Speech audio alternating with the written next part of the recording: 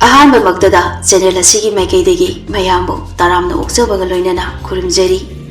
ꯉꯁꯤꯁꯨ ꯃꯌꯥꯝꯒꯤꯗꯃꯛꯇ ꯌꯥꯝꯅ ꯅꯨꯡꯉꯥꯏꯔꯕ ꯑꯅꯧꯕ ꯐꯨꯡꯒꯥꯋꯥꯔꯤ ꯑꯃꯃꯨꯛ ꯄꯨꯗꯨꯅ ꯂꯥꯛꯆꯔꯤ꯫ ꯋꯥꯔꯤ ꯑꯁꯤꯒꯤ ꯃꯃꯤꯡꯅ ꯔꯥꯖꯀꯨꯃꯥꯔꯤꯒꯤ ꯑꯔꯣꯟꯕ ꯋꯥꯍꯪ꯫ ꯋꯥꯔꯤ ꯑꯁꯤꯕꯨ ꯏꯕꯤꯔꯛꯄꯤ ꯄꯦꯄꯦ ꯊꯣꯛꯆꯣ꯫ ꯃꯃꯥꯡꯉꯩ ꯃꯇꯝꯅꯤ, ꯁꯨꯛꯂꯕ ꯎꯃꯪꯗꯨꯒꯤ ꯃꯅꯨꯡꯗꯨꯗ ꯃꯔꯨꯞ ꯑꯅꯤ ꯑꯗꯨ ꯄꯨꯟꯅ ꯍꯔꯥꯎꯅ ꯅꯣꯛꯃꯤꯟꯅꯗꯨꯅ ꯆꯠꯂꯤ꯫ ꯀꯣꯛꯐꯥꯏꯅ, "ꯏꯇꯥꯎ, ꯅꯪꯒꯤ ꯂꯩꯕꯥꯛꯀꯤ ꯔꯥꯖꯀꯨꯃꯥꯔꯤ ꯁꯦꯅꯨꯗꯣ ꯃꯁꯛ ꯃꯇꯧ ꯌꯥꯝꯅ ꯐꯖꯩ ꯍꯥꯏꯔꯤ꯫ ꯍꯦꯛ ꯌꯦꯡꯕꯗꯅꯦ ꯃꯤꯠꯀꯥꯁꯦ ꯊꯛꯏ ꯍꯥꯏꯔꯤꯅꯤ꯫ ꯑꯩꯒꯤ ꯂꯩꯕꯥꯛꯀꯤꯅꯦ ꯃꯤꯌꯥꯝꯁꯤꯡ ꯑꯁꯤꯅ ꯁꯨꯝ ꯍꯥꯏꯅꯕꯗ ꯊꯧꯕꯗꯨ ꯃꯃꯤꯠ ꯃꯅꯥꯒꯗꯨ ꯆꯐꯨꯃꯨ ꯂꯥꯎꯊꯣꯛꯂꯒ ꯍꯥꯏ ꯇꯞꯅ ꯉꯥꯡꯉꯨꯅꯤ ꯅꯪꯕꯨ, ꯑꯇꯣꯞꯄꯅꯦ ꯀꯅꯥ ꯑꯃꯅ ꯇꯥꯛꯀꯤ ꯂꯥꯛꯈꯤꯕ ꯇꯥꯔꯕꯗꯤꯅꯦ ꯊꯋꯥꯏ ꯑꯁꯤ ꯑꯔꯦꯝꯕꯗ ꯃꯥꯡꯕ ꯁꯣꯏꯔꯣꯏ." ꯀꯣꯛꯐꯥꯏꯗꯤ ꯅꯣꯛꯂꯒ, "ꯑꯁ ꯀꯩꯅꯣ ꯏꯆꯝ ꯆꯝꯅ ꯃꯌꯥꯝꯅ ꯍꯥꯏꯅꯕꯗꯣ ꯑꯩꯁꯨ ꯐꯖꯩ ꯍꯥꯏꯕ ꯈꯛꯇꯅꯤ, ꯃꯁꯤꯗ ꯀꯅꯥ ꯂꯥꯛꯑꯒ ꯀꯔꯤ ꯇꯧꯗꯣꯔꯤꯒꯦ? ꯅꯪꯅ ꯑꯗꯨ ꯌꯥꯝꯅ ꯀꯤꯖꯕ ꯐꯥꯎꯔꯤꯗꯨꯕꯣ? ꯃꯁꯤ ꯌꯦꯡꯉꯨꯅꯦ, ꯇꯞꯅ ꯍꯥꯏꯌꯨ ꯍꯥꯏꯃꯤ ꯅꯪꯕꯣ, ꯅꯪꯅ ꯈꯪꯂꯤꯕꯗꯨꯗꯤꯅꯦ ꯈꯔ ꯈꯖꯤꯛ ꯈꯛꯇꯅꯤ, ꯑꯩꯅ ꯈꯪꯂꯤꯕꯁꯤꯅꯅꯦ ꯑꯥ ꯌꯧꯅ." "ꯈꯪꯗꯦꯗ, ꯅꯪꯒꯤ ꯈꯪꯕ ꯈꯪꯗꯕ ꯀꯥꯏꯗꯨꯗꯤ꯫ ꯑꯩꯗꯤꯅꯦ ꯑꯃꯨꯛꯇꯪ ꯅꯈꯣꯏ ꯂꯩꯕꯥꯛꯀꯤ ꯔꯥꯖꯀꯨꯃꯥꯔꯤ ꯁꯦꯅꯨꯗꯣ ꯎꯖꯅꯤꯡꯂꯤꯕꯅꯤ꯫ ꯀꯅꯥꯅ ꯈꯪꯕ ꯉꯝꯒꯦ ꯑꯩꯒꯤ ꯁꯛꯁꯤ ꯎꯕꯗ ꯉꯥꯎꯈꯤꯗꯨꯅ ꯑꯩꯒꯤ ꯏꯇꯨꯡ ꯏꯜꯂꯒꯅꯦ ꯍꯦꯛ ꯂꯥꯛꯄꯁꯨ ꯍꯥ?" ꯊꯧꯕꯗꯨ ꯍꯟꯗꯛꯇꯤ ꯀꯣꯛꯐꯥꯏꯒꯤ ꯃꯆꯤꯜ ꯑꯗꯨ ꯈꯪꯍꯧꯗꯅ ꯃꯥꯒꯤ ꯈꯨꯄꯥꯛ ꯑꯗꯨꯅ ꯐꯠ ꯂꯥꯎꯅ ꯃꯦꯠꯁꯤꯟꯈ꯭ꯔꯒ ꯑꯁꯨꯝꯅ ꯌꯥꯝꯅ ꯇꯞꯄ ꯈꯣꯟꯖꯦꯜꯗ ꯑꯃꯨꯛ ꯍꯥꯏꯔꯛꯂꯝꯃꯤ꯫ "ꯅꯪꯅꯦ ꯑꯝꯇ ꯇꯨꯃꯤꯟ ꯂꯩꯌꯨ ꯀꯩꯗꯧꯒꯦ? ꯑꯩꯅꯦ ꯀꯤꯕꯅ ꯏꯁꯥꯁꯦ ꯊꯛ ꯊꯛ ꯅꯤꯛꯏ ꯍꯥꯏꯃꯤ, ꯐꯤꯒꯥꯁꯦ ꯂꯣꯏꯅ ꯃꯥꯡꯁꯤꯟꯗꯧꯔꯦ ꯍꯥꯏꯕ꯫ ꯅꯪꯅꯅꯦ ꯈꯪꯗ ꯇꯧꯔꯤꯅꯤ, ꯔꯥꯖꯀꯨꯃꯥꯔꯤ ꯁꯦꯅꯨꯒꯤ ꯃꯒꯨꯟꯁꯦ ꯀꯅꯥꯒꯨꯝꯕ ꯑꯃꯅꯅꯦ ꯃꯥꯒꯤ ꯃꯔꯝꯗ ꯑꯐꯕꯕꯨ ꯑꯣꯏꯒꯦꯔꯥ ꯐꯠꯇꯕꯕꯨ ꯑꯣꯏꯒꯦꯔꯥ ꯍꯦꯛ ꯉꯥꯡꯅꯔꯝꯕ ꯊꯣꯛꯂꯕ ꯃꯤꯁꯛ ꯑꯗꯨꯒꯤ ꯃꯉꯛ ꯑꯗꯣ ꯍꯦꯛꯇ ꯀꯛꯂꯒꯅꯦ ꯍꯥꯠꯇꯣꯛꯏꯕꯅꯤ." ꯀꯣꯛꯐꯥꯏꯗꯨ ꯊꯝꯕꯧꯒꯤ ꯃꯈꯨꯠ ꯑꯗꯨ ꯐꯠ ꯂꯥꯎꯅ ꯀꯟꯊꯣꯛꯂꯒ, "ꯑꯁ ꯐꯨꯜꯂꯤꯍꯦ, ꯁꯣꯔꯒꯥꯁꯦ ꯑꯝꯇꯅꯦ ꯍꯣꯡꯐꯝ ꯈꯪꯗꯦ꯫ ꯑꯗꯨꯒ ꯅꯪꯅ ꯍꯥꯏꯔꯤꯕ ꯋꯥ ꯃꯌꯥꯝꯗꯨꯅꯅꯦ ꯀꯔꯥꯏꯗꯒꯤ ꯁꯦꯝꯖꯤꯟ ꯁꯥꯖꯤꯜꯂꯒ ꯍꯥꯏꯔꯤꯕ ꯋꯥꯅꯣ? ꯐꯅꯕꯨ ꯃꯥꯟꯈ꯭ꯔꯦꯅꯦ, ꯑꯁꯦꯡꯕꯒ ꯃꯥꯜꯂꯦ ꯍꯥꯏꯃꯤ꯫ ꯀꯃꯥꯏꯅ ꯅꯨꯄꯤ ꯃꯆꯥ ꯃꯍꯥꯛꯅ ꯃꯤ ꯑꯃꯒꯤ ꯃꯉꯛꯄꯨ ꯍꯦꯛꯇ ꯀꯛꯂꯒ ꯍꯥꯠꯄ?" ꯋꯥꯍꯩ ꯑꯁꯤ ꯍꯥꯏꯕ ꯂꯣꯏꯁꯤꯟꯈꯤꯗ꯭ꯔꯦ ꯊꯝꯕꯧꯅ ꯌꯥꯝꯅ ꯄꯥꯈꯠꯅ ꯃꯔꯛ ꯐꯠ ꯊꯠꯆꯤꯜꯂꯛꯏ꯫ ꯈꯔ ꯂꯥꯞꯇꯛꯅ ꯇꯥꯔꯤꯕ ꯁꯪꯒꯣꯜ ꯃꯈꯣꯜ ꯑꯗꯨꯗ, "ꯑꯣ, ꯁꯣꯏꯗ꯭ꯔꯦꯗꯅ ꯏꯃꯥꯅ ꯉꯁꯥꯏ ꯅꯆꯥꯗ ꯍꯥꯏꯈꯤꯕ ꯋꯥ ꯑꯗꯣ ꯅꯆꯥꯅ ꯇꯥꯔꯝꯕ ꯊꯣꯛꯂꯕꯗꯤ ꯑꯩꯁꯦ ꯉꯁꯤꯁꯦ ꯍꯤꯡꯂꯝꯒꯗꯕꯅꯤꯀꯣ." ꯀꯣꯛꯐꯥꯏ ꯊꯝꯕꯧꯒꯤ ꯃꯇꯧ ꯑꯗꯨꯗ ꯉꯛꯅ ꯃꯌꯥ ꯑꯗꯨ ꯂꯥꯎꯅ ꯀꯥꯊꯣꯛꯇꯨꯅ ꯌꯦꯡꯗꯨꯅ ꯂꯩꯔꯤ꯫ ꯀꯣꯛꯐꯥꯏ ꯅꯣꯛꯂꯒ, ꯀꯩꯅꯣ ꯑꯃꯨꯛ ꯇꯧꯔꯛꯏꯁꯤꯅ? ꯅꯪ ꯉꯁꯤꯁꯦ ꯀꯩꯀꯩ ꯆꯥꯔꯛꯀꯦ? ꯃꯣꯟꯗ꯭ꯔꯪ ꯑꯃꯗ ꯅꯁꯥꯗꯣ ꯏꯇꯥꯎ ꯇꯥꯎꯗꯨꯅ ꯂꯩꯔꯤꯕꯗꯨꯕꯣ?" ꯑꯁꯨꯝꯅ ꯍꯥꯏꯅꯔꯤꯉꯩ ꯇꯟꯖꯥ ꯑꯁꯤꯗ ꯃꯈꯣꯏꯒꯤ ꯃꯃꯥꯡꯗꯨꯃꯛꯇꯗ ꯁꯒꯣꯜ ꯇꯣꯡꯗꯨꯅ ꯃꯃꯥꯏ ꯃꯃꯤꯠ ꯄꯨꯝꯕ ꯑꯃꯨꯕ ꯃꯩꯈꯨꯝꯅ ꯀꯨꯞꯄ ꯅꯨꯄꯤ ꯑꯃꯅ ꯈꯪꯂꯦꯞ ꯂꯦꯞꯁꯤꯜꯂꯛꯂꯝꯃꯤ꯫ ꯃꯇꯧ ꯑꯗꯨ ꯎꯕꯗ ꯍꯥꯟꯅꯗꯒꯤ ꯈꯔꯒ ꯀꯤꯗꯨꯅ ꯂꯩꯔꯝꯕ ꯊꯝꯕꯧ ꯑꯗꯨ ꯑꯃꯨꯛꯀ ꯍꯦꯟꯅ ꯃꯁꯥ ꯑꯗꯨ ꯆꯦꯡꯈꯩꯕꯒꯨꯝ ꯊꯛ ꯊꯛ ꯅꯤꯛꯂꯤ꯫ ꯃꯐꯤ ꯑꯗꯨꯁꯨ ꯃꯥꯡꯁꯤꯟꯒꯗꯧꯔꯤ꯫ ꯑꯗꯨꯕꯨ ꯀꯔꯤꯁꯨ ꯈꯪꯖꯗꯕ ꯀꯣꯛꯐꯥꯏꯗꯤ ꯊꯧꯁꯥꯗꯅ ꯉꯛꯅ ꯃꯃꯥꯡꯗ ꯈꯪꯍꯧꯗꯅ ꯂꯦꯞꯁꯤꯜꯂꯛꯂꯤꯕ ꯅꯨꯄꯤ ꯑꯗꯨꯗ ꯌꯥꯝꯅ ꯃꯨꯟꯅ ꯌꯦꯡꯗꯨꯅ ꯂꯩꯔꯤ꯫ ꯅꯨꯄꯤ ꯑꯗꯨꯁꯨ ꯁꯪꯒꯣꯜ ꯃꯊꯛꯇꯒꯤ ꯐ꯭ꯔꯪ ꯂꯥꯎꯅ ꯆꯣꯡꯊꯔꯛꯏ꯫ ꯃꯇꯧ ꯑꯗꯨ ꯎꯕꯗ ꯊꯝꯕꯧꯗꯤ ꯃꯀꯣꯛꯇꯨ ꯂꯨꯞꯊꯈ꯭ꯔꯦ꯫ ꯀꯣꯛꯐꯥꯏꯗꯤ ꯃꯆꯤꯟꯗ ꯇꯞꯂꯞꯅ, "ꯋꯥ, ꯑꯁꯤꯗꯤ ꯑꯅꯩꯕꯤꯅꯤꯅꯦ, ꯏꯃꯥꯒꯤ ꯃꯃꯧ ꯑꯣꯏꯔꯗꯤꯅꯦ ꯀꯅꯥꯃꯠꯇꯅꯅꯦ ꯍꯦꯟꯖꯟꯕ ꯉꯝꯂꯣꯏꯕꯨ." ꯅꯨꯄꯤꯗꯨ ꯊꯝꯕꯧꯗꯗꯤ ꯌꯦꯡꯗ ꯀꯣꯛꯐꯥꯏꯗ ꯑꯣꯏꯅ ꯌꯦꯡꯗꯨꯅ, "ꯑꯣꯏ, ꯅꯪ ꯑꯩꯁꯦ ꯀꯅꯥꯅꯣ ꯈꯪꯕ꯭ꯔꯥ? ꯅꯪꯒꯨꯝꯕ ꯀꯩꯁꯨ ꯂꯩꯇꯕ ꯑꯃꯅꯁꯨ ꯑꯩꯒꯤ ꯃꯔꯝꯗꯅꯦ ꯋꯥꯒꯁꯨ ꯍꯥꯏꯕ ꯁꯥꯏ꯫ ꯍꯧꯖꯤꯛꯇꯤ ꯑꯩꯒꯤ ꯃꯔꯝꯗꯅꯦ ꯋꯥ ꯑꯃ ꯍꯦꯛ ꯍꯥꯏꯕꯗ ꯑꯩꯅ ꯀꯩꯗꯧꯒꯦ ꯍꯥꯏꯕꯗꯣ ꯍꯥꯟꯅ ꯈꯪꯂꯝꯗ꯭ꯔꯕꯁꯨ ꯈꯪꯍꯟꯕ ꯇꯥꯔꯦ." ꯀꯣꯛꯐꯥꯏꯗꯨ ꯅꯨꯄꯤꯗꯨꯅ ꯍꯥꯏꯔꯤꯕ ꯋꯥ ꯑꯗꯨꯗ ꯃꯃꯤꯠ ꯑꯗꯨ ꯁꯨꯛꯆꯤꯟꯗꯨꯅ ꯌꯥꯝꯅ ꯉꯛꯅ ꯑꯗꯨꯃꯛ ꯌꯦꯡꯗꯨꯅ ꯂꯩ꯫ ꯃꯇꯧ ꯑꯗꯨꯗ ꯊꯝꯕꯧꯅ ꯀꯣꯛꯐꯥꯏꯗ ꯈꯨꯠꯁꯤꯅ ꯐꯠ ꯂꯥꯎꯅ ꯆꯤꯛꯂꯛꯏ꯫ ꯀꯣꯛꯐꯥꯏꯗꯨ ꯈꯪꯄ꯭ꯔꯦꯛ ꯈꯪꯅ ꯀꯟꯅ ꯍꯦꯛꯇ ꯂꯥꯎꯔꯛꯏ, "ꯑꯌꯣ!" ꯊꯝꯕꯧ ꯇꯞꯅ, "ꯅꯪꯕꯨ ꯅꯉꯛꯇꯣ ꯈꯖꯤꯛꯇꯁꯨ ꯅꯣꯟꯊꯣꯛꯅꯦ, ꯀꯅꯥꯅ ꯈꯪꯅꯤ ꯊꯋꯥꯏ ꯑꯁꯦ ꯊꯥꯕꯤꯔꯝꯕꯗꯤ ꯑꯁꯤꯁꯦ ꯔꯥꯖꯀꯨꯃꯥꯔꯤ ꯁꯦꯅꯨ ꯍꯥꯏꯗꯨꯅꯤ꯫ ꯑꯩꯅꯅꯦ ꯉꯁꯥꯏꯅ ꯍꯥꯏꯗ꯭ꯔꯣ ꯃꯥꯒꯤ ꯋꯥ ꯁꯥꯟꯅꯒꯨꯝꯁꯦ ꯍꯥꯏꯅ? ꯍꯧꯖꯤꯛꯇꯤ ꯀꯔꯤ ꯊꯣꯛꯂꯁꯦ? ꯅꯪꯁꯨꯅꯦ ꯅꯪꯒꯤ ꯂꯩꯕꯥꯛꯇꯅꯦ ꯅꯉꯛꯇꯣ ꯌꯥꯎꯗꯅꯅꯦ ꯑꯁꯤꯕ ꯑꯣꯏꯅ ꯍꯟꯈꯤꯕ ꯇꯥꯕꯅꯤ, ꯑꯩꯁꯨ ꯑꯩꯒꯤ ꯌꯨꯝꯗꯅꯦ ꯉꯛꯁꯤ ꯌꯥꯎꯗꯅ ꯍꯟꯈꯤꯕ ꯇꯥꯕꯅꯤ꯫ ꯏꯕꯥꯅꯤꯒꯤꯅꯦ ꯑꯔꯣꯏꯕ ꯃꯤꯀꯨꯞꯇꯣ ꯌꯧꯔꯛꯑꯕꯅꯤ." ꯀꯣꯛꯐꯥꯏꯗꯨ ꯁ꯭ꯋꯥꯏ ꯍꯦꯛ ꯂꯥꯎꯏ꯫ ꯊꯝꯕꯧꯅ ꯍꯥꯏꯔꯛꯂꯤꯕ ꯋꯥ ꯑꯗꯨ ꯇꯥꯕꯗ ꯑꯉꯛꯄ ꯁꯛꯐꯝꯗ ꯁꯦꯅꯨꯗ ꯌꯦꯡꯂꯝꯃꯤ꯫ ꯁꯦꯅꯨ ꯃꯈꯣꯏ ꯑꯅꯤꯒꯤ ꯃꯇꯧ ꯑꯗꯨꯗ ꯅꯣꯛꯂꯒ, "ꯐꯅꯕꯨ ꯅꯨꯡꯉꯥꯏꯔꯤꯅꯦ ꯅꯈꯣꯏ ꯑꯅꯤꯁꯦ, ꯑꯩꯅ ꯁꯨꯝ ꯌꯦꯡꯕꯗ꯫ ꯑꯗꯨꯕꯨ ꯅꯨꯡꯉꯥꯏꯔꯁꯨꯅꯦ ꯃꯇꯝ ꯀꯨꯏꯅ ꯂꯧꯕ ꯌꯥꯗꯦ." ꯑꯁꯤ ꯍꯥꯏꯗꯨꯅ ꯃꯍꯥꯛꯀꯤ ꯃꯁꯥꯗ ꯃꯇꯝ ꯆꯨꯞꯄꯗ ꯂꯣꯏꯅꯗꯨꯅ ꯂꯩꯔꯤꯕ ꯊꯥꯡꯁꯥꯡ ꯑꯗꯨ ꯐꯠ ꯁꯠꯇꯣꯔꯛꯇꯨꯅ ꯍꯦꯛ ꯊꯥꯡꯒꯠꯂꯛꯄꯒ ꯈꯪꯍꯧꯗꯅ ꯀꯣꯛꯐꯥꯏ ꯑꯃꯗꯤ ꯊꯝꯕꯧ ꯃꯈꯣꯏ ꯑꯅꯤꯒꯤ ꯃꯃꯥꯡ ꯑꯗꯨꯗ ꯂꯥꯏꯅꯤꯡꯕ ꯅꯨꯄꯥ ꯑꯃꯅ ꯁꯠ ꯂꯦꯞꯁꯤꯜꯂꯛꯂꯝꯃꯤ꯫ ꯁꯦꯅꯨ ꯃꯈꯨꯠ ꯑꯗꯨ ꯈꯪꯐꯥ ꯐꯥꯖꯤꯟꯈꯤ꯫ ꯁꯥꯎꯅ ꯂꯥꯏꯅꯤꯡꯕ ꯑꯗꯨꯕꯨ ꯌꯦꯡꯗꯨꯅ, "ꯑꯍꯥꯏ ꯂꯥꯏꯅꯤꯡꯕ ꯑꯍꯟ, ꯑꯩ ꯅꯪꯉꯣꯟꯗ ꯈꯨꯠ ꯊꯥꯅꯤꯡꯗꯦ ꯑꯗꯨꯅꯅꯦ ꯑꯅꯤꯁꯤꯒꯤ ꯃꯃꯥꯡꯗꯒꯤ ꯍꯟꯗꯣꯛꯎ ꯂꯥꯏꯅꯤꯡꯕ ꯑꯗꯨ ꯍꯟꯗꯣꯛꯄꯗꯤ ꯂꯥꯏꯔꯗꯅ ꯃꯁꯥ ꯑꯗꯨ ꯑꯀꯤꯕ ꯍꯥꯏꯕꯗꯨ ꯃꯆꯦꯠ ꯑꯃꯠꯇ ꯌꯥꯎꯗ ꯁꯠ ꯈꯨꯝꯂꯛꯏ ꯀꯩꯒꯤꯅꯣ ꯅꯪꯅ ꯃꯈꯣꯏ ꯑꯅꯤꯗ ꯈꯨꯠ ꯊꯥꯒꯗꯧꯔꯤꯕꯗꯤ ꯀꯔꯤ ꯃꯔꯝꯒꯤꯅꯣ ꯃꯗꯨ ꯍꯥꯟꯅ ꯍꯥꯏꯌꯨ ꯃꯔꯝ ꯍꯥꯏꯕ ꯑꯃ ꯂꯩꯇꯦ ꯀꯅꯥꯒꯨꯝꯕ ꯃꯤꯑꯣꯏ ꯑꯃꯅ ꯑꯩꯒꯤ ꯍꯤꯔꯝꯗ ꯍꯦꯛ ꯋꯥꯔꯤ ꯁꯥꯟꯅꯔꯝꯕ ꯊꯣꯛꯂꯕꯗꯤ ꯑꯩꯅ ꯃꯈꯣꯏꯒꯤ ꯃꯐꯝꯗ ꯀꯔꯤ ꯇꯧꯏ ꯍꯥꯏꯕꯁꯦ ꯂꯩꯕꯥꯛ ꯃꯤꯌꯥꯝ ꯄꯨꯝꯅꯃꯛꯅ ꯈꯪꯅꯗꯨꯅ ꯂꯩꯔꯕ ꯋꯥꯐꯝꯅꯤ ꯔꯥꯖꯀꯨꯃꯥꯔꯤ ꯑꯗꯨ ꯑꯍꯥꯛꯅꯁꯨ ꯅꯥꯄꯟ ꯀꯥꯒꯅꯨ ꯅꯥꯄꯟꯗꯨ ꯋꯥꯡꯃꯜꯂꯕꯗꯤꯅꯦ ꯅꯪꯒꯤ ꯃꯥꯡꯖꯕ ꯀꯌꯥ ꯑꯃꯗꯤ ꯅꯣꯡꯃꯗꯤ ꯁꯣꯏꯗꯅ ꯂꯥꯛꯀꯅꯤ ꯅꯨꯄꯥ ꯑꯅꯤ ꯑꯁꯦ ꯊꯥꯗꯣꯛꯈꯣ ꯃꯈꯣꯏ ꯑꯅꯤꯕꯨ ꯁꯣꯛꯄ ꯌꯥꯔꯣꯏ ꯃꯈꯣꯏꯕꯨ ꯁꯣꯛꯀꯦ ꯍꯥꯏꯔꯕꯗꯤ ꯑꯩꯕꯨ ꯍꯥꯟꯅ ꯍꯥꯠꯂꯨ ꯁꯦꯅꯨꯗꯨ ꯍꯟꯗꯛꯇꯤ ꯁꯥꯎꯅ ꯃꯍꯥꯛꯀꯤ ꯃꯥꯡꯗ ꯂꯦꯞꯂꯤꯕ ꯅꯨꯄꯥ ꯑꯍꯨꯝꯗꯨꯗ ꯌꯦꯡꯂꯒ ꯂꯥꯏꯅꯤꯡꯕ ꯉꯁꯤꯗꯤ ꯅꯪ ꯑꯃ ꯂꯩꯔꯝꯕꯅ ꯑꯅꯤ ꯑꯁꯦ ꯃꯔꯥꯏꯕꯛ ꯐꯔꯕꯅꯤ ꯑꯗꯨꯕꯨ ꯃꯇꯨꯡ ꯇꯥꯔꯛꯄꯗ ꯑꯩꯒ ꯊꯦꯡꯅꯗꯅꯕ ꯍꯥꯏꯌꯨ ꯀꯔꯤꯒꯨꯝꯕ ꯊꯦꯡꯅꯕ ꯊꯣꯛꯂꯕꯗꯤ ꯉꯁꯤꯅꯦ ꯀꯟꯕꯤꯔꯝꯂꯤꯕ ꯃꯊꯋꯥꯏ ꯑꯁꯦ ꯁꯣꯏꯗꯅ ꯂꯧꯒꯅꯤ ꯑꯁꯤ ꯍꯥꯏꯔꯝꯗꯨꯅ ꯁꯦꯅꯨ ꯑꯗꯨ ꯃꯐꯝ ꯑꯗꯨꯗꯒꯤ ꯊꯨꯅ ꯌꯥꯡꯅ ꯆꯠꯈꯤ ꯃꯍꯥꯛꯅ ꯆꯠꯈꯤꯕ ꯑꯗꯨ ꯌꯦꯡꯂꯒ ꯀꯣꯛꯐꯥꯏꯅ ꯁꯣꯔꯗꯨ ꯆꯥꯎꯅ ꯑꯃꯨꯛꯇꯪ ꯍꯣꯟꯗꯣꯛꯆꯩ ꯍꯨꯏꯁ 시럽니다 이다. 어떤 거나오네. 아이, 난기 레박시다가 라카다바 기자리보. 아솜나 누밋 카라니 하우진키. 라스쿠마리 세누기 어복바 닝토 야이콤바기 다르바다니. 만트리 마얌두가 고이나 팜두나 레바키 오이바 아파파타 와리 까야 아마 사나리. 단자 아시다 마얌나 아할 오이라바 아손바 누파 아마카 마코이기 마락 아도다 장락리바도 닝토 야이콤바나 우라미.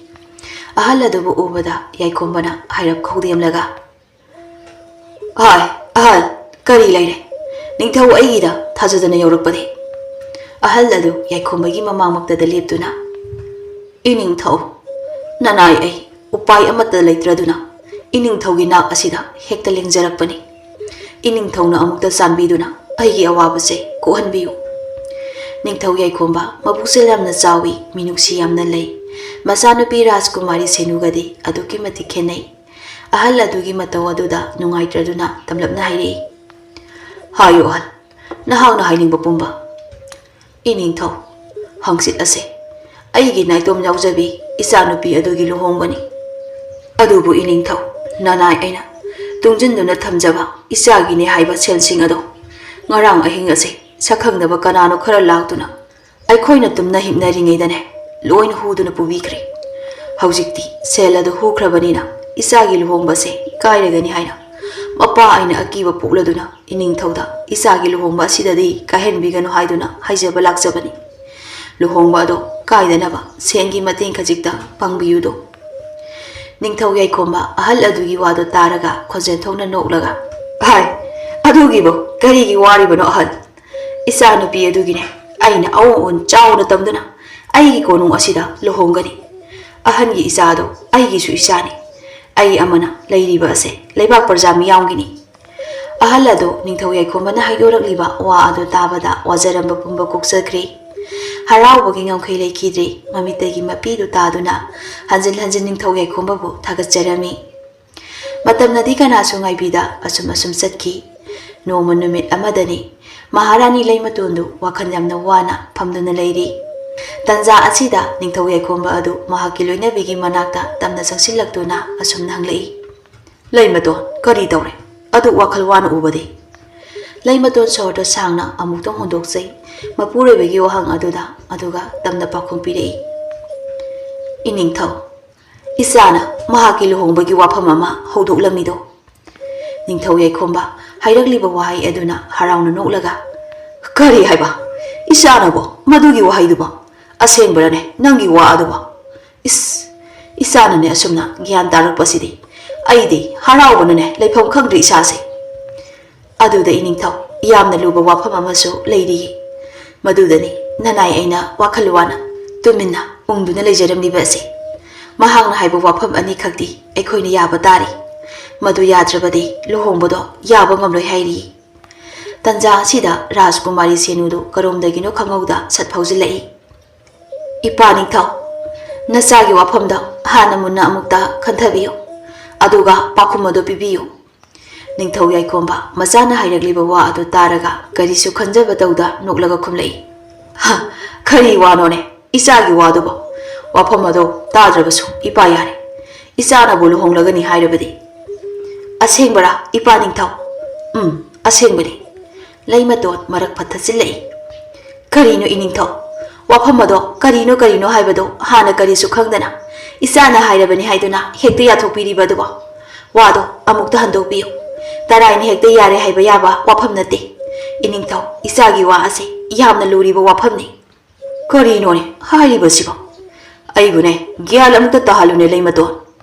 ꯂꯩꯃꯇꯣꯟ ꯁꯣꯔꯗꯨ ꯁꯥꯡꯅ ꯍꯣꯟꯗꯣꯛꯂꯒ ꯃꯆꯥꯗ ꯍꯥꯏꯔꯞ ꯌꯦꯡꯂꯗꯨꯅ ꯑꯃꯨꯛꯀꯁꯨ ꯃꯄꯨꯔꯣꯏꯕꯗ ꯑꯣꯟꯁꯤꯜꯂꯒ ꯋꯥꯐꯝꯁꯦ ꯑꯁꯤꯅꯤ ꯏꯅꯤꯡꯊꯧ ꯏꯆꯥꯅ ꯍꯥꯏꯔꯤꯕ ꯑꯁꯤ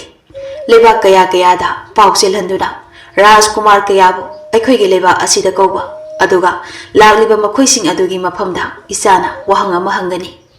ꯍꯪꯂꯤꯕ ꯋꯥꯍꯪ ꯑꯗꯨꯗ ꯀꯔꯤꯒꯨꯝꯕ ꯏꯆꯥꯒꯤ ꯄꯥꯎꯈꯨꯝ ꯑꯗꯣ ꯄꯤꯕ ꯉꯝꯂꯕꯗꯤ ꯔꯥꯖꯀꯨꯃꯥꯔ ꯑꯗꯨꯒ ꯃꯍꯥꯛꯀ ꯂꯨꯍꯣꯡꯒꯅꯤ ꯑꯗꯨꯒ ꯀꯩꯗꯧꯔꯕ ꯍꯥꯏꯖꯔꯛꯀꯦ ꯇꯥꯕꯤꯌꯨ ꯏꯅꯤꯡꯊꯧ ꯀꯔꯤꯒꯨꯝꯕ ꯄꯥꯎꯈꯨꯝ ꯑꯗꯣ ꯐꯣꯡꯕ ꯉꯝꯗ꯭ꯔꯕꯗꯤ ꯔꯥꯖꯀꯨꯃꯥꯔꯁꯤꯡ ꯑꯗꯨꯒꯤ ꯃꯉꯛ ꯑꯗꯣ ꯀꯛꯇꯨꯅ ꯀꯣꯅꯨꯡꯒꯤ ꯁꯅꯥꯊꯣꯡꯗ ꯊꯦꯠꯇꯨꯅ ꯊꯝꯕ ꯑꯁꯤꯅꯤ ꯍꯟꯗꯛꯇꯤ ꯆꯨꯝꯅ ꯂꯩꯔꯝꯕꯗꯒꯤ ꯅꯤꯡꯊꯧ ꯌꯥꯏꯈꯣꯝꯕꯒꯤ ꯃꯃꯤꯠ ꯃꯅꯥ ꯑꯗꯨ ꯆꯐꯨꯃꯨꯛ ꯂꯥꯎꯊꯣꯛꯂꯒ ꯀꯔꯤ ꯍꯥꯏꯕ ꯏꯄꯥ ꯅꯤꯡꯊꯧ ꯅꯆꯥꯗꯤ ꯍꯥꯟꯅ ꯍꯥꯏꯖꯈꯤꯕ ꯑꯗꯨꯅꯤ ꯃꯨꯟꯅ ꯋꯥꯈꯜ ꯇꯧꯕꯤꯌꯨ ꯍꯥꯏꯅ ꯍꯧꯖꯤꯛꯇꯤ ꯑꯌꯥꯕꯗꯣ ꯍꯥꯟꯅ ꯄꯤꯊꯣꯛꯂꯈ꯭ꯔꯕꯅꯤꯅ ꯋꯥꯐꯝ ꯑꯗꯣ ꯍꯟꯖꯤꯟꯕ ꯌꯥꯔꯣꯏꯀꯣ ꯑꯗꯨꯕꯨꯅꯦ ꯁꯦꯅꯨ ꯅꯪꯒꯤ ꯋꯥꯍꯪꯗꯨꯗꯤ ꯀꯔꯤ ꯋꯥꯍꯪꯅꯣ ꯑꯗꯨꯒ ꯄꯥꯎꯈꯨꯝ ꯑꯗꯣ ꯐꯣꯡꯕ ꯉꯝꯗꯕ ꯃꯈꯣꯏꯁꯤꯡ ꯑꯗꯨꯅ ꯀꯔꯤꯒꯤ ꯍꯥꯠꯀꯗꯧꯔꯤꯕ ꯑꯗꯨꯝꯅ ꯇꯧꯔꯕꯗꯤ ꯏꯄꯥꯒꯤ ꯂꯩꯕꯥꯛ ꯑꯁꯤꯗꯤ ꯌꯦꯛꯅꯕ ꯃꯁꯤ ꯍꯦꯟꯒꯠꯂꯛꯄꯒꯤ ꯑꯆꯧꯕ ꯃꯔꯝ ꯑꯃ ꯑꯣꯏꯔꯛꯂꯣꯏꯗ꯭ꯔꯅꯦ ꯏꯄꯥ ꯅꯤꯡꯊꯧ ꯌꯦꯛꯅꯕ ꯃꯁꯤꯡ ꯍꯦꯟꯒꯠꯂꯣꯏ ꯅꯆꯥꯕꯨ ꯊꯥꯖꯕꯤꯌꯨ ꯃꯃꯥꯡꯉꯩ ꯃꯇꯝꯗꯒꯤ ꯆꯠꯅꯗꯨꯅ ꯂꯥꯛꯂꯕꯅꯤ ꯃꯁꯤꯒꯤꯁꯨ ꯃꯊꯛꯇ ꯋꯥꯔꯤ ꯑꯣꯏꯅ ꯀꯌꯥ ꯑꯃꯁꯨ ꯉꯁꯤ ꯐꯥꯎꯕ ꯅꯤꯡꯁꯤꯡꯅꯔꯤꯕꯅꯤ ꯑꯁꯦꯡꯕ ꯅꯨꯡꯁꯤꯕꯒꯤꯗꯃꯛ ꯅꯨꯡꯁꯤꯕ ꯍꯥꯏꯕ ꯋꯥꯍꯩ ꯏꯍꯨꯜ ꯑꯗꯨꯒꯤꯗꯃꯛꯇ ꯊꯋꯥꯏ ꯀꯌꯥꯅ ꯄꯣꯟꯊꯥ ꯑꯣꯏꯈꯤꯕꯒꯤ ꯅꯆꯥ ꯑꯩꯁꯨ ꯑꯆꯝꯕ ꯅꯨꯄꯤ ꯅꯠꯇꯦ ꯏꯄꯥ ꯅꯤꯡꯊꯧ ꯑꯃꯗꯤ ꯏꯃꯥ ꯃꯍꯥꯔꯥꯅꯤ ꯂꯩꯃꯇꯣꯟꯒꯤ ꯅꯥꯏꯇꯣꯝ ꯌꯥꯎꯖꯕꯤ ꯃꯆꯥ ꯅꯤꯉꯣꯜ ꯔꯥꯖꯀꯨꯃꯥꯔꯤꯅꯤ ꯀꯔꯝꯅ ꯑꯩꯅ ꯏꯔꯥꯏ ꯂꯥꯏꯅ ꯍꯦꯛꯇ ꯔꯥꯖꯀꯨꯃꯥꯔ ꯑꯃꯗ ꯊꯋꯥꯏ ꯍꯛꯆꯥꯡ ꯑꯁꯤ ꯁꯤꯟꯅꯒꯅꯤ ꯔꯥꯖꯀꯨꯃꯥꯔ ꯃꯌꯥꯝꯂꯛꯇꯒꯤ ꯑꯩꯒꯤꯅꯤ ꯍꯥꯏꯕꯗ ꯈ꯭ꯋꯥꯏꯗꯒꯤ ꯑꯊꯣꯏꯕ ꯑꯗꯣ ꯃꯅꯨꯡ ꯍꯨꯠꯇꯨꯅ ꯅꯆꯥꯅ ꯊꯤꯖꯒꯦ ꯈ꯭ꯋꯥꯏꯗꯒꯤ ꯑꯊꯣꯏꯕ ꯃꯍꯥꯛꯇꯨꯒꯤ ꯃꯐꯝꯗ ꯅꯆꯥꯒꯤ ꯄꯨꯟꯁꯤ ꯑꯁꯦ ꯁꯤꯟꯅꯖꯒꯦ ꯑꯃꯗꯤ ꯏꯄꯥ ꯅꯤꯡꯊꯧꯅ ꯍꯥꯏꯗꯣꯛꯈꯤꯕ ꯋꯥ ꯑꯗꯣ ꯉꯥꯛꯅ ꯆꯠꯄꯤꯌꯨ ꯑꯃꯨꯛ ꯍꯟꯅ ꯋꯥꯐꯝ ꯑꯗꯨ ꯍꯟꯖꯤꯟꯕꯤꯒꯅꯨ ꯅꯤꯡꯊꯧ ꯌꯥꯏꯈꯣꯝꯕ ꯋꯥꯐꯝ ꯑꯗꯨ ꯐꯅ ꯌꯥꯅꯤꯡꯗ꯭ꯔꯕ ꯊꯣꯛꯂꯕꯁꯨ ꯍꯥꯏꯗꯣꯛꯈꯤꯕ ꯋꯥ ꯑꯣꯏꯕꯅ ꯑꯗꯨꯃꯛ ꯌꯥꯕ ꯇꯥꯔꯤ ꯑꯗꯨꯕꯨ ꯃꯍꯥꯛ ꯋꯥꯈꯟꯗꯤ ꯂꯩꯇꯥꯐꯝ ꯈꯪꯗ꯭ꯔꯦ ꯌꯥꯝꯅ ꯑꯋꯥꯕ ꯍꯥꯏꯕꯗꯨ ꯑꯣꯏꯔꯝꯃꯤ ꯃꯇꯝꯗꯤ ꯁꯨꯝ ꯆꯠꯈꯤ ꯅꯤꯡꯊꯧ ꯌꯥꯏꯈꯣꯝꯕ ꯍꯥꯏꯗꯣꯛꯈꯤꯕ ꯋꯥ ꯑꯣꯏꯕꯅ ꯉꯥꯛꯇꯕ ꯌꯥꯗ꯭ꯔꯗꯨꯅ ꯃꯅꯥꯏ ꯑꯃ ꯀꯧꯁꯤꯟꯗꯨꯅ ꯃꯅꯥꯛꯇ ꯂꯩꯕꯥꯛ ꯀꯌꯥꯗ ꯆꯠꯇꯨꯅ ꯄꯥꯎ ꯍꯥꯏꯔꯝꯃꯤ ꯃꯅꯥꯏ ꯑꯗꯨꯁꯨ ꯃꯍꯥꯛꯀꯤ ꯋꯥ ꯑꯗꯨ ꯃꯨꯟꯅ ꯇꯥꯔꯕ ꯃꯇꯨꯡꯗ ꯑꯁꯨꯝꯅ ꯍꯥꯏꯔꯛꯂꯤ ꯍꯣꯏ ꯐꯒꯅꯤ ꯑꯁꯨꯝꯅ ꯇꯧꯗꯨꯅ ꯂꯩꯕꯥꯛ ꯀꯌꯥꯗ ꯔꯥꯖꯀꯨꯃꯥꯔꯤ ꯁꯦꯅꯨꯅ ꯍꯥꯏꯕꯒꯤ ꯃꯇꯨꯡ ꯏꯟꯅ ꯄꯥꯎ ꯁꯤꯟꯕ ꯊꯨꯡꯅ ꯌꯧꯍꯜꯂꯝꯃꯤ ꯄꯥꯎ ꯑꯗꯨ ꯇꯥꯕꯗꯗꯤ ꯍꯥꯟꯅꯗꯒꯤ ꯔꯥꯖꯀꯨꯃꯥꯔꯤ ꯁꯦꯅꯨꯒꯤ ꯐꯖꯕ ꯃꯥꯏꯊꯣꯡꯗ ꯉꯥꯎꯗꯨꯅ ꯂꯩꯔꯝꯕ ꯔꯥꯖꯀꯨꯃꯥꯔ ꯀꯌꯥ ꯑꯃ ꯃꯍꯩ ꯃꯍꯥꯛꯀꯤ ꯋꯥꯍꯪ ꯑꯗꯨꯒꯤ ꯄꯥꯎꯈꯨꯝ ꯑꯗꯨ ꯄꯤꯅꯅꯕ ꯂꯥꯛꯅꯔꯝꯃꯤ ꯂꯥꯛꯂꯤꯕ ꯔꯥꯖꯀꯨꯃꯥꯔꯁꯤꯡ ꯑꯗꯨ ꯅꯤꯡꯊꯧ ꯌꯥꯏꯈꯣꯝꯕꯅꯗꯤ ꯃꯆꯥꯒꯤ ꯃꯒꯨꯜ ꯑꯗꯨ ꯈꯪꯕꯅ ꯌꯥꯝꯅ ꯀꯟꯅꯗꯤ ꯈꯥꯝꯖꯔꯝꯃꯤ ꯑꯗꯨꯕꯨ ꯎꯄꯥꯏ ꯂꯩꯇꯦ ꯔꯥꯖꯀꯨꯃꯥꯔꯁꯤꯡ ꯑꯗꯨꯅ ꯃꯍꯥꯛꯅ ꯍꯥꯏꯕ ꯋꯥ ꯑꯗꯨ ꯊꯑꯣꯏꯕꯤꯗ ꯑꯗꯨꯃꯛ ꯁꯦꯅꯨꯒꯤ ꯃꯅꯥꯛꯇ ꯆꯪꯈꯤ ꯉꯁꯤꯃꯛꯁꯨ ꯑꯗꯨ ꯃꯉꯥꯏ ꯅꯤꯡꯊꯧ ꯌꯥꯏꯈꯣꯝꯕꯒꯤ ꯃꯃꯥꯡꯃꯛꯇꯗ ꯑꯋꯥꯡ ꯂꯩꯕꯥꯛꯀꯤ ꯔꯥꯖꯀꯨꯃꯥꯔ ꯃꯩꯔꯤꯗꯨ ꯂꯦꯞꯂꯤ ꯅꯤꯡꯊꯧ ꯌꯥꯏꯈꯣꯝꯕ ꯃꯍꯥꯛꯄꯨ ꯎꯕꯗ ꯑꯁꯨꯝꯅ ꯍꯥꯏꯖꯔꯛꯏ ꯔꯥꯖꯀꯨꯃꯥꯔ ꯋꯥꯈꯜ ꯃꯨꯟꯅ ꯇꯧ ꯇꯍꯥꯒꯅꯨ ꯏꯆꯥꯒꯤ ꯃꯒꯨꯟꯗꯤꯅꯦ ꯃꯄꯥ ꯑꯃ ꯑꯣꯏꯅ ꯑꯩꯅ ꯆꯞ ꯆꯥꯅ ꯈꯪꯏ ꯍꯪꯂꯛꯀꯗꯧꯔꯤꯕ ꯋꯥꯍꯪ ꯑꯗꯣ ꯑꯆꯝꯕ ꯋꯥꯍꯪꯗꯤ ꯑꯣꯏꯔꯛꯂꯣꯏ ꯀꯔꯤꯒꯨꯝꯕ ꯋꯥꯍꯩ ꯑꯗꯨ ꯍꯥꯏꯕ ꯂꯣꯏꯁꯤꯟꯈꯤꯗ꯭ꯔꯤ ꯃꯔꯛ ꯊꯠꯆꯤꯟꯈ꯭ꯔꯦ ꯔꯥꯖꯀꯨꯃꯥꯔ ꯃꯩꯔꯤꯅ ꯏꯅꯤꯡꯊꯧ ꯑꯗꯨꯒꯤꯗꯃꯛꯇꯗꯤ ꯏꯅꯤꯡꯊꯧꯅ ꯋꯥꯕꯤꯒꯅꯨ ꯑꯩ ꯑꯁꯦ ꯂꯩꯕꯥꯛ ꯑꯃꯒꯤ ꯔꯥꯖꯀꯨꯃꯥꯔꯅꯤ ꯀꯔꯤꯁꯨ ꯂꯩꯇꯕ ꯋꯥꯍꯪ ꯑꯃ ꯑꯩꯅ ꯀꯤꯒꯗꯕ ꯅꯠꯇꯦ ꯏꯂꯥꯏ ꯂꯥꯏꯅꯅꯦ ꯔꯥꯖꯀꯨꯃꯥꯔꯒꯤ ꯋꯥꯍꯪ ꯑꯗꯨꯒꯤ ꯄꯥꯎꯈꯨꯝ ꯑꯗꯨ ꯄꯤꯗꯨꯅ ꯃꯍꯥꯛꯄꯨ ꯂꯩꯕꯥꯛ ꯄꯨꯝꯖꯥꯎ ꯊꯤꯟꯅ ꯑꯩꯅ ꯂꯨꯍꯣꯡꯒꯅꯤ ꯅꯤꯡꯊꯧ ꯌꯥꯏꯈꯣꯝꯕ ꯎꯄꯥꯏ ꯂꯩꯇ ꯁꯣꯔꯗꯨ ꯁꯥꯡꯅ ꯍꯣꯟꯗꯣꯛꯇꯨꯅ ꯐꯔꯦ ꯑꯗꯨꯗꯤ ꯀꯅꯥ ꯂꯩ ꯔꯥꯖꯀꯨꯃꯥꯔ ꯑꯁꯤꯕꯨ ꯔꯥꯖꯀꯨꯃꯥꯔꯤ ꯁꯦꯅꯨꯒꯤ ꯀꯥꯗꯅꯦ ꯇꯝꯅ ꯄꯨꯁꯤꯜꯂꯨ ꯑꯁꯨꯝꯅ ꯃꯩꯔꯤ ꯁꯦꯅꯨꯒꯤ ꯀꯥꯗ ꯃꯅꯥꯏ ꯑꯃꯒ ꯇꯧꯗꯨꯅ ꯆꯪꯂꯛꯂꯝꯃꯤ ꯃꯅꯥꯏ ꯑꯗꯨ ꯁꯦꯅꯨꯒꯤ ꯀꯥ ꯍꯦꯛ ꯌꯧꯕꯒ ꯃꯩꯔꯤꯕꯨ ꯆꯪꯍꯜꯂꯝꯗꯨꯅ ꯑꯃꯨꯛ ꯍꯟꯈ꯭ꯔꯦ ꯃꯩꯔꯤ ꯅꯣꯡꯅ ꯁꯦꯅꯨꯒꯤ ꯃꯅꯥꯛꯇ ꯆꯪꯁꯤꯜꯂꯛꯂꯤ ꯃꯍꯥꯛ ꯁꯦꯅꯨꯒꯤ ꯐꯖꯔꯕ ꯁꯛꯇꯝ ꯑꯗꯨ ꯎꯕꯗ ꯄꯨꯡꯉꯥꯎ ꯉꯥꯎꯈ꯭ꯔꯦ ꯁꯦꯅꯨ ꯃꯍꯥꯛꯄꯨ ꯎꯕꯗ ꯆꯤꯝꯕꯥꯜ ꯑꯗꯨ ꯍꯥꯏꯔꯞ ꯆꯤꯡꯈꯠꯇꯨꯅ ꯅꯣꯛꯂꯒ ꯑꯁꯨꯝꯅ ꯍꯪꯂꯛꯏ ꯑꯩꯒꯤ ꯋꯥꯍꯪꯒꯤ ꯄꯥꯎꯈꯨꯝ ꯑꯗꯣ ꯇꯁꯦꯡꯅꯃꯛ ꯄꯤꯕ ꯉꯝꯒꯗ꯭ꯔꯥ ꯃꯩꯔꯤ ꯀꯔꯦꯝꯅꯗꯨꯅ ꯅꯣꯛꯂꯒ ꯉꯝꯒꯅꯤ ꯀꯔꯤꯁꯨ ꯂꯩꯇꯕ ꯋꯥꯍꯪ ꯑꯃꯕꯨ ꯀꯔꯤꯒꯤ ꯔꯥꯖꯀꯨꯃꯥꯔ ꯃꯩꯔꯤ ꯑꯩꯅ ꯄꯤꯕ ꯉꯝꯂꯣꯏ? ꯑꯗꯨꯗꯤ ꯐꯔꯦ, ꯋꯥꯍꯪ ꯑꯗꯣ ꯍꯪꯖꯔꯛꯂꯒꯦ, ꯄꯥꯎꯈꯨꯝ ꯄꯤꯅꯅꯕ ꯁꯦꯝ ꯁꯥꯕꯤꯔꯣ꯫ ꯁꯥꯊꯧꯕꯅ ꯂꯥꯏꯖꯒꯤ ꯃꯐꯝꯗ ꯀꯔꯤ ꯇꯧꯈꯤ? ꯃꯩꯔꯤꯗꯨ ꯍꯪꯂꯛꯏꯕ ꯋꯥꯍꯪ ꯑꯗꯨꯗ ꯄꯤꯁꯨꯝ ꯑꯗꯨ ꯈꯖꯤꯛ ꯁꯨꯞꯆꯤꯟꯅꯗꯨꯅ, ꯁꯥꯊꯧꯕ ꯍꯥꯏꯕ? ꯁꯥꯊꯧꯕ ꯍꯥꯏꯗꯤ ꯀꯅꯥ? ꯂꯥꯏꯖ ꯍꯥꯏꯁꯤꯅ ꯀꯅꯥ? ꯁꯦꯅꯨ ꯁꯥꯎꯔꯞꯅ, ꯔꯥꯖꯀꯨꯃꯥꯔꯅ ꯏꯐꯝꯗ ꯋꯥꯍꯪ ꯑꯗꯣ ꯑꯃꯨꯛ ꯍꯟꯖꯤꯟꯅ ꯍꯪꯂꯛꯀꯗꯕ ꯅꯠꯇꯦ꯫ ꯑꯩꯅ ꯍꯪꯂꯤꯕ ꯋꯥꯍꯪ ꯑꯗꯨꯒꯤꯅꯦ ꯄꯥꯎꯈꯨꯝ ꯑꯗꯨ ꯄꯤꯒꯗꯕꯅꯤ꯫ ꯃꯩꯔꯤꯗꯨ ꯁꯥꯎꯒꯠꯂꯛꯏ꯫ ꯍꯦꯔꯥ, ꯋꯥꯍꯪ ꯍꯪꯂꯤꯅꯤ ꯍꯥꯏꯗꯅꯁꯨ ꯃꯔꯤ ꯃꯈꯣꯡ ꯁꯝꯅꯕ ꯋꯥꯍꯪ ꯍꯪꯕꯁꯨ ꯅꯠꯇꯦ꯫ ꯃꯔꯤ ꯃꯈꯣꯡ ꯁꯝꯅꯗ꯭ꯔꯕꯗꯤ ꯀꯔꯤꯅꯣ ꯀꯔꯝ ꯇꯧꯕꯅꯣ ꯍꯥꯏꯕꯗꯣ ꯍꯪꯕ ꯇꯥꯕ ꯅꯠꯇ꯭ꯔꯣ? ꯑꯗꯨ ꯍꯪꯂꯁꯨꯅꯦ ꯅꯥꯄꯟ ꯇꯧꯒꯅꯨ ꯔꯥꯖꯀꯨꯃꯥꯔꯤ, ꯅꯍꯥꯛ ꯑꯁꯦ ꯅꯨꯄꯤꯅꯤ ꯍꯥꯏꯕ ꯀꯥꯎꯒꯅꯨ꯫ ꯁꯦꯅꯨꯁꯨ ꯍꯟꯕꯤꯕ ꯅꯠꯇꯦ, ꯌꯦꯡꯈꯤꯕ ꯃꯥꯏꯀꯩ ꯑꯃꯗ ꯑꯗꯨꯃꯛ ꯌꯦꯡꯗꯨꯅ ꯍꯥꯏꯔꯛꯂꯤ꯫ ꯑꯩꯒꯤ ꯋꯥꯍꯪꯒꯤ ꯄꯥꯎꯈꯨꯝ ꯄꯤꯕ ꯉꯝꯒꯅꯤ ꯉꯝꯂꯣꯏ? ꯃꯩꯔꯤꯁꯨ ꯎꯁꯤꯠꯇꯅ ꯅꯣꯛꯂꯒ, ꯅꯍꯥꯛ ꯆꯥꯗꯕ ꯋꯥꯍꯪ ꯑꯃ ꯍꯪꯖꯤꯜꯂꯒ ꯀꯔꯤꯗ ꯄꯥꯎꯈꯨꯝ ꯄꯤꯌꯨ ꯍꯥꯏꯕꯅꯣ? ꯃꯊꯣꯡ ꯃꯔꯝꯗꯤ ꯈꯪꯗꯦ, ꯋꯥꯍꯪꯅꯤ ꯍꯥꯏꯗꯅ꯫ ꯋꯥꯍꯩ ꯑꯁꯤ ꯍꯥꯏꯕ ꯂꯣꯏꯁꯤꯟꯈꯤꯗ꯭ꯔꯤ ꯈꯪꯍꯧꯗꯅ ꯁꯦꯅꯨꯒꯤ ꯊꯪꯁꯥꯡ ꯑꯗꯨꯅ ꯃꯩꯔꯤꯒꯤ ꯃꯉꯛ ꯑꯗꯨ ꯑꯀꯣꯟꯕ ꯁꯥꯐꯨ ꯑꯃꯒ ꯂꯣꯏꯅꯅ ꯂꯦꯟꯈꯤꯕ꯫ ꯀꯥ ꯑꯗꯨ ꯃꯩꯔꯤꯒꯤ ꯃꯁꯥꯗꯒꯤ ꯆꯦꯟꯊꯔꯛꯄ ꯏꯈꯦꯡꯇꯅ ꯁꯤꯟꯕ ꯊꯨꯡꯅ ꯆꯈꯥꯏꯔꯝꯃꯤ꯫ ꯑꯗꯨꯕꯨ ꯁꯦꯅꯨꯗꯤ ꯃꯁꯥꯗ ꯑꯣꯏꯔꯤꯕ ꯐꯤꯕꯝ ꯑꯗꯨ ꯑꯀꯤꯕ ꯂꯩꯇ ꯑꯁꯥꯎꯕ ꯁꯛꯐꯝꯗ ꯈꯣꯟꯖꯦꯜ ꯑꯗꯨ ꯀꯟꯇꯛꯅ ꯂꯥꯎꯔꯛꯏ꯫ ꯀꯅꯥ ꯂꯩ? ꯇꯣꯈꯥꯏꯅ ꯇꯥꯔꯕ ꯃꯀꯣꯛ ꯑꯁꯦ ꯀꯣꯅꯨꯡꯒꯤ ꯁꯅꯥꯊꯣꯡꯗ ꯃꯌꯥꯝꯒꯤ ꯃꯀꯣꯛ ꯊꯦꯠꯂꯤꯕ ꯑꯗꯨꯒꯤ ꯃꯔꯛꯇ ꯊꯦꯠꯆꯤꯜꯂꯨ, ꯑꯗꯨꯒ ꯍꯛꯆꯥꯡ ꯑꯁꯤꯅ ꯁꯥ ꯀꯩꯗ ꯃꯕꯨꯛ ꯄꯦꯟꯅ ꯄꯤꯖꯊꯣꯛꯎ꯫ ꯃꯅꯥꯏꯁꯤꯡ ꯑꯗꯨꯗꯤ ꯃꯍꯥꯛꯀꯤ ꯑꯣꯏꯔꯤꯕ ꯐꯤꯕꯝ ꯑꯗꯨꯗ ꯀꯤꯕꯅ ꯃꯁꯥꯁꯤꯡ ꯑꯗꯨ ꯆꯦꯡꯈꯩꯕꯒꯨꯝ ꯅꯤꯛꯂꯕꯅꯤ꯫ ꯑꯗꯨꯕꯨ ꯀꯤꯅ ꯃꯍꯥꯛꯅ ꯍꯥꯏꯕ ꯑꯗꯨꯃꯛ ꯈꯨꯗꯛ ꯑꯗꯨꯗ ꯑꯗꯨꯝ ꯄꯥꯡꯊꯣꯛꯈꯤ꯫ ꯃꯇꯝꯗꯤ ꯁꯨꯝ ꯍꯧꯈꯤ꯫ ꯑꯁꯨꯝꯅ ꯂꯦꯞꯄ ꯂꯩꯇ ꯆꯠꯂꯛꯄꯅ ꯔꯥꯖꯀꯨꯃꯥꯔꯤ ꯁꯦꯅꯨꯒꯤ ꯃꯈꯨꯠꯇ ꯂꯩꯕꯥꯛ ꯀꯌꯥꯒꯤ ꯔꯥꯖꯀꯨꯃꯥꯔ ꯑꯃꯒꯤ ꯊꯋꯥꯏ ꯀꯌꯥ ꯊꯥꯈ꯭ꯔꯤ꯫ ꯑꯗꯨꯕꯨ ꯍꯟꯕ ꯀꯧꯕꯗꯤ ꯂꯩꯇꯦ꯫ ꯂꯩꯕꯥꯛ ꯀꯌꯥꯗꯒꯤ ꯑꯗꯨꯃꯛ ꯔꯥꯖꯀꯨꯃꯥꯔ ꯀꯌꯥꯁꯨ ꯂꯦꯞꯄ ꯂꯩꯇꯅ ꯂꯥꯛꯅꯔꯤ꯫ ꯉꯁꯤꯁꯨ ꯅꯤꯡꯊꯧ ꯌꯥꯏꯈꯣꯝꯕ ꯑꯗꯨ ꯃꯀꯣꯛꯇ ꯃꯈꯨꯠ ꯍꯥꯞꯇꯨꯅ ꯇꯨꯃꯤꯟꯅ ꯎꯪꯗꯨꯅ ꯐꯝꯂꯤ꯫ ꯃꯇꯧ ꯑꯗꯨꯗ ꯉꯁꯥꯏꯗꯒꯤ ꯎꯔꯤꯕ ꯂꯩꯃꯇꯣꯟ ꯆꯪꯁꯤꯜꯂꯛꯇꯨꯅ ꯑꯁꯨꯝꯅ ꯍꯪꯖꯔꯛꯏ꯫ ꯏꯅꯤꯡꯊꯧ, ꯀꯩꯗꯧꯕ ꯌꯥꯎꯕꯒꯦ? ꯑꯗꯨ ꯋꯥꯈꯜ ꯑꯗꯣ ꯅꯨꯡꯁꯨꯛ ꯅꯨꯡꯖꯥꯅ ꯎꯕꯕꯣ? ꯅꯤꯡꯊꯧ ꯌꯥꯏꯈꯣꯝꯕ ꯂꯩꯃꯇꯣꯟꯗꯗꯤ ꯍꯟꯅ ꯌꯦꯡꯂꯛꯇ ꯑꯁꯨꯝꯅ ꯍꯥꯏꯔꯛꯏ꯫ ꯂꯩꯃꯇꯣꯟ, ꯑꯩ ꯋꯥꯈꯜꯁꯦ ꯄꯨꯕ ꯊꯥꯡꯕ ꯉꯝꯁꯤꯜꯂꯛꯇ꯭ꯔꯤ꯫ ꯌꯥꯝꯅ ꯋꯥꯔꯤꯅꯤ꯫ ꯏꯆꯥꯒꯤ ꯃꯇꯧ ꯑꯁꯤꯅ ꯍꯟꯗꯛꯇꯤ ꯑꯩ ꯑꯁꯦ ꯏꯁꯥꯁꯦ ꯂꯩꯐꯝ ꯈꯪꯗ꯭ꯔꯤ꯫ ꯂꯩꯈꯤꯗ꯭ꯔꯕ ꯔꯥꯖꯀꯨꯃꯥꯔꯁꯤꯡ ꯑꯗꯨꯒꯤ ꯏꯃꯨꯡ ꯃꯅꯨꯡꯁꯤꯡ ꯑꯗꯨꯅ ꯑꯩꯈꯣꯏꯕꯨ ꯀꯌꯥꯒꯤ ꯃꯇꯤꯛ ꯋꯥꯔꯧꯔꯝꯒꯅꯤ, ꯁꯥꯎꯅꯤꯡꯂꯝꯒꯅꯤ꯫ ꯃꯁꯤ ꯃꯌꯥꯝ ꯑꯁꯤꯒꯤ ꯃꯊꯛꯇ ꯑꯃꯨꯛꯀꯁꯨ ꯏꯅꯧ ꯅꯧꯕ ꯄꯥꯎ ꯑꯃꯅ ꯑꯩꯕꯨ ꯑꯗꯨꯛꯀꯤ ꯃꯇꯤꯛ ꯍꯥꯏꯅꯤꯡꯉꯥꯏ ꯂꯩꯇꯅ ꯋꯥꯍꯟꯕ ꯍꯥꯏꯕꯗꯨ ꯑꯣꯏꯔꯤ꯫ ꯀꯔꯤ ꯑꯅꯧꯕ ꯄꯥꯎꯕꯨ ꯑꯣꯏꯔꯕꯅꯣ ꯏꯅꯤꯡꯊꯧ? ꯑꯇꯩ ꯀꯔꯤꯁꯨ ꯅꯠꯇꯦ꯫ ꯑꯩꯒꯤ ꯃꯔꯨꯞ ꯊꯧꯕꯒꯤ ꯃꯆꯥꯅꯨꯄꯥ 3ꯒꯤ ꯃꯔꯛꯇꯒꯤ ꯑꯍꯜ ꯑꯣꯏꯔꯤꯕ ꯑꯃꯗꯤ ꯌꯥꯏꯃ ꯃꯈꯣꯏ 2 ꯑꯗꯨꯁꯨ ꯍꯌꯦꯡ ꯑꯌꯨꯛ ꯑꯉꯟꯕꯗ ꯑꯩꯒꯤ ꯂꯩꯕꯥꯛ ꯑꯁꯤꯗ ꯊꯨꯡꯂꯔꯒꯅꯤ ꯍꯥꯏꯔꯤ꯫ ꯏꯆꯥꯒꯤ ꯋꯥꯍꯪ ꯑꯗꯨꯒꯤ ꯄꯥꯎꯈꯨꯝ ꯑꯗꯨ ꯄꯤꯅꯅꯕꯒꯤꯗꯃꯛꯇ ꯃꯁꯤꯗꯅꯤ ꯑꯩꯅ ꯋꯥꯈꯜ ꯍꯦꯟꯅ ꯋꯥꯔꯤꯕꯁꯦ꯫ ꯀꯔꯤꯒꯨꯝꯕ ꯃꯥꯏ ꯄꯥꯛꯈ꯭ꯔꯕꯗꯤ ꯐꯩ, ꯑꯗꯨ ꯅꯠꯇꯗꯅ ꯑꯣꯟꯅ ꯇꯩꯅꯕꯗ ꯊꯣꯛꯂꯕꯗꯤ ꯃꯔꯨꯞꯀꯤ ꯑꯣꯏꯕ ꯅꯨꯡꯁꯤꯅꯕ ꯃꯔꯤ ꯑꯁꯦ ꯁꯣꯏꯗꯅ ꯃꯔꯨꯞ ꯊꯧꯕꯅꯅꯦ ꯊꯗꯠꯇꯨꯅ ꯑꯩꯒꯤ ꯂꯩꯕꯥꯛ ꯑꯁꯤꯗ ꯑꯆꯧꯕ ꯂꯟꯖꯥꯎ ꯑꯃꯗꯤ ꯇꯧꯔꯛꯂꯒꯅꯤ꯫ ꯂꯥꯜ ꯑꯗꯨ ꯇꯧꯔꯛꯂꯕꯗꯤ ꯑꯩꯈꯣꯏ ꯁꯣꯏꯗꯅ ꯃꯥꯏꯊꯤꯒꯅꯤ꯫ ꯃꯔꯝꯗꯤ ꯏꯆꯥꯒꯤ ꯊꯧꯗꯣꯛ ꯑꯁꯤꯗ ꯊꯋꯥꯏ ꯊꯥꯈ꯭ꯔꯕ ꯔꯥꯖꯀꯨꯃꯥꯔꯁꯤꯡ ꯑꯗꯨꯒꯤ ꯂꯩꯕꯥꯛ ꯀꯌꯥ ꯑꯗꯨꯅ ꯃꯔꯨꯞ ꯊꯧꯕꯒꯤ ꯃꯥꯏꯀꯩꯗ ꯄꯨꯟꯅ ꯆꯪꯈꯤꯒꯅꯤ, ꯃꯆꯥ ꯃꯅꯥꯎ ꯀꯥꯏꯅꯕꯒꯤ ꯃꯩꯆꯥꯛꯅ꯫ ꯂꯩꯃꯇꯣꯟ ꯃꯄꯨꯔꯣꯏꯕꯒꯤ ꯋꯥꯍꯩꯁꯤꯡ ꯑꯗꯨ ꯇꯥꯔꯒ ꯃꯆꯤꯟꯗ ꯇꯞꯂꯞꯅ, ꯂꯨꯗꯧꯔꯤ ꯂꯩꯕꯥꯛ ꯑꯁꯤ꯫ ꯑꯩꯒꯤ ꯏꯆꯥ ꯑꯁꯤꯅꯅꯦ ꯈꯖꯤꯛ ꯈꯛꯇꯪ ꯒ꯭ꯌꯥꯟ ꯇꯥꯕ ꯊꯣꯛꯂꯝꯂꯕꯗꯤ ꯈꯔ ꯐꯒꯗꯕꯅꯤ꯫ ꯀꯝꯗꯧꯅꯤ ꯇꯧꯔꯤꯕ ꯑꯁꯤꯗꯤ? ꯑꯁꯨꯝꯅ ꯑꯍꯤꯡꯁꯤꯃꯁꯨ ꯍꯧꯈ꯭ꯔꯤ꯫ ꯃꯊꯪꯒꯤ ꯅꯨꯃꯤꯠꯅꯤ꯫ ꯅꯤꯡꯊꯧ ꯌꯥꯏꯈꯣꯝꯕꯒꯤ ꯃꯔꯨꯞ ꯊꯧꯕꯒꯤ ꯃꯆꯥꯅꯨꯄꯥ ꯔꯥꯖꯀꯨꯃꯥꯔ 2 ꯑꯗꯨꯁꯨ ꯑꯉꯟꯕ ꯑꯌꯨꯛꯇꯨꯗ ꯌꯧꯁꯤꯜꯂꯛꯂꯤ꯫ ꯅꯤꯡꯊꯧ ꯌꯥꯏꯈꯣꯝꯕꯅ ꯐꯅ ꯀꯟꯅ ꯈꯥꯝꯅꯕ ꯍꯣꯠꯅꯖꯩ꯫ ꯃꯈꯣꯏ 2ꯅ ꯌꯥꯕ ꯀꯧꯕꯗꯤ ꯂꯩꯇ ꯑꯔꯦꯝꯕꯗ ꯔꯥꯖꯀꯨꯃꯥꯔꯤ ꯁꯦꯅꯨꯒꯤ ꯋꯥꯍꯪ ꯑꯗꯨꯒꯤ ꯄꯥꯎꯈꯨꯝ ꯑꯗꯨ ꯐꯣꯡꯕ ꯉꯝꯗ ꯊꯋꯥꯏ ꯑꯗꯨ ꯊꯥꯈꯤꯔꯝꯃꯤ꯫ ꯔꯥꯖꯀꯨꯃꯥꯔ 2ꯅ ꯂꯩꯈꯤꯗꯕꯒꯤ ꯄꯥꯎ ꯑꯗꯨ ꯅꯤꯡꯊꯧ ꯌꯥꯏꯈꯣꯝꯕꯒꯤ ꯂꯩꯕꯥꯛ ꯈꯛꯇ ꯅꯠꯇꯅ ꯅꯤꯡꯊꯧ ꯊꯧꯕꯒꯤ ꯃꯅꯥꯀꯣꯡꯗꯁꯨ ꯌꯧꯔꯛꯂꯝꯃꯤ꯫ ꯃꯆꯥꯅꯨꯄꯥ 2ꯅ ꯂꯩꯈꯤꯗ꯭ꯔꯦ ꯇꯥꯕꯗ ꯅꯤꯡꯊꯧ ꯊꯧꯕ ꯑꯁꯥꯎꯕꯒꯤ ꯄꯪꯈꯩ ꯂꯩꯈꯤꯗ꯭ꯔꯦ꯫ ꯃꯃꯤꯠ ꯑꯅꯤꯃꯛ ꯏꯃꯨ ꯉꯥꯡꯗꯨꯅ ꯁꯥꯎꯅ ꯂꯥꯎꯔꯛꯏ꯫ ꯀꯅꯥ ꯂꯩ? ꯍꯧꯖꯤꯛꯃꯛ ꯂꯥꯟꯒꯤ ꯊꯧꯔꯥꯡ ꯇꯧ!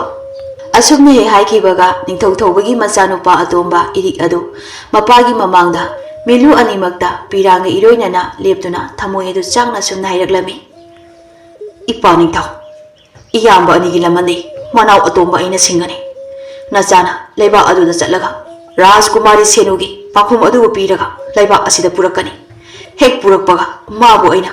tamthina hingle nungai hingan bangamda sire si bangamda kayagi mati wana thambage haibado yengbiyo mana wabado uraga iyamba ani gi thawaina so apen ba haibado popo oirasano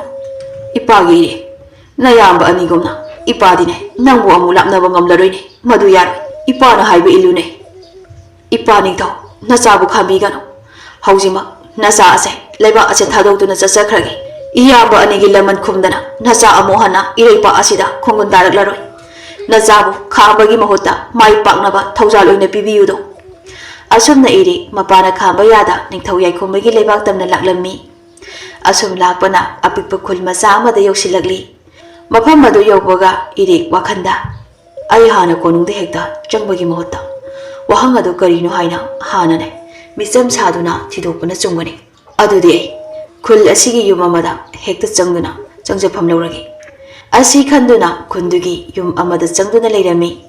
mahana changlaiba yum asi ahal nupa amakhak leiba ui mataw aduda iringna ahan gi yum sibo atai kana amata leitabro ibohal yumbu adugi ahal aduni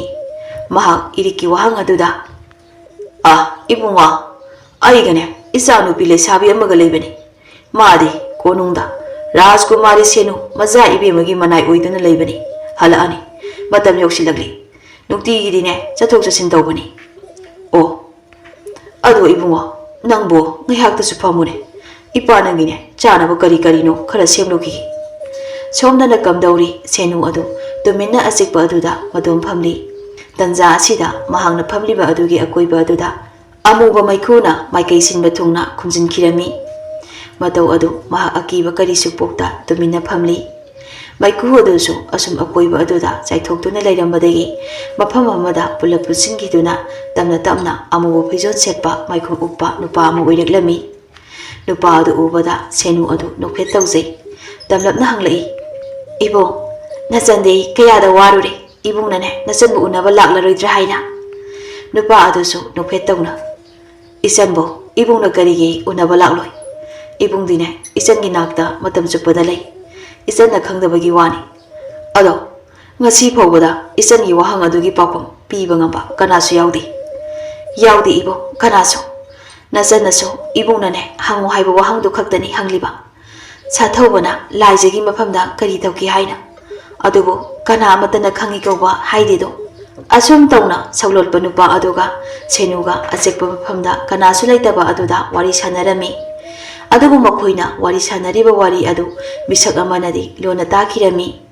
matamnadi sumhauki iriksu ibohangi yumda leiraklibasi tha ama henjinkhri masigi sumarakta ibohangi naitom yaujabi chanugasu yamna nusinaraklami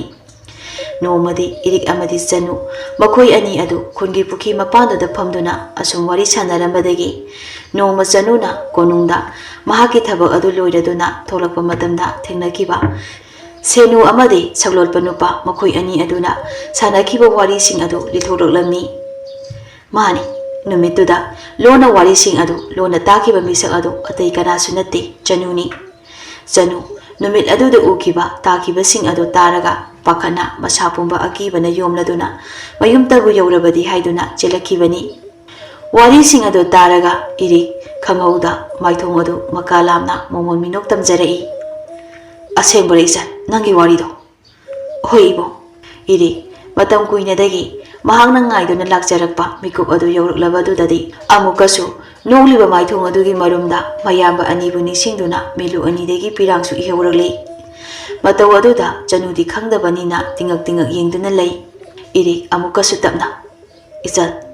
ngasidi ibung wa khara hai aibune waloli haidana aibu sawganuko matang matamna aina wa ase lotkibani